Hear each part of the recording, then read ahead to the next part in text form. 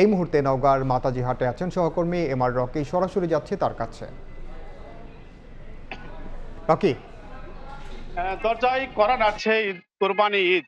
তৃণমূল খামারিরা এই মুহূর্তে তাদের লালন পালন করা পশুগুলো হাটে তুলছেন। স্বাভাবিকভাবে এই পশু কিনতে কিন্তু দূরের ব্যাপারীর উপস্থিতিও একেবারে পর্যাপ্ত আমরা লক্ষ্য করছিলাম।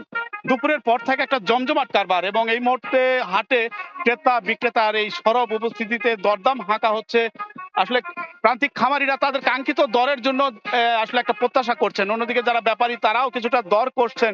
একটা নির্ধারিত ছক এঁকে তারা যেন দরটা তাদের নাগালের মধ্যে এলে তবেই তারা কিনছেন। আমরা দেখেছি যে দুপুর পর থেকে যারা গরু কিনেছেন তারা বলছেন এবার তুলনামূলক বিগত বছর চেয়ে কিছুটা কম দরে পেয়েছেন। অন্যদিকে যারা খামারি তাদের দিক থেকে কিছুটা অভিযোগ করা হচ্ছে, এবার গোখাদ্যের বাড়তি দর হলেও আসলে সেই তুলনায় হাটগুলোতে কিন্তু গরুর কাঙ্ক্ষিত দাম তারা পাচ্ছেন না।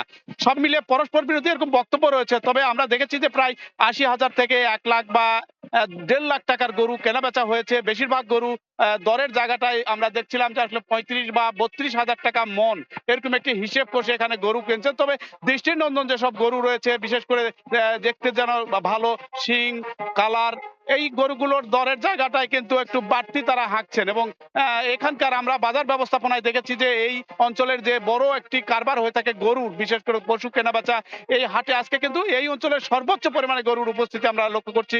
এবং এখানে জেলা প্রাণী সম্পদ বলছে যে প্রায় ৮ লাখ কুরবানির পশু কিন্তু এবার চলতি মৌসুমে এই নওগাঁ জেলায় শুধু লালন পালন করা হয়েছে কুরবানি ঈদকে ঘিরে। এবং প্রায় ৩৯,৫০০ গোখামার রয়েছে। এই গোখামার থেকে কিন্তু প্রান্তিক হাটগুলোতে কিন্তু এখন তোলা হচ্ছে গরু, এবং প্রায় ৩,০০০ কোটি টাকার একটা কারবারের আশা করছেন জেলা প্রাণী সম্পদ বিভাগের পক্ষ থেকে। যেহেতু আরো ১ সপ্তাহ সময় রয়েছে, এই সপ্তাহের মধ্যে একটা সার্বিক বাজার ব্যবস্থাপনা আরো কেনাবেচা হবে এমন প্রত্যাশায় কিন্তু ক্রেতা বিক্রেতার মধ্যে আমরা লক্ষ্য করছি। এই ছিল সার্বিক নওগাঁয় পশুর হাটের গরু কেনাবেচার খবর। সরাসরি যুক্ত ছিলাম নওগাঁয়।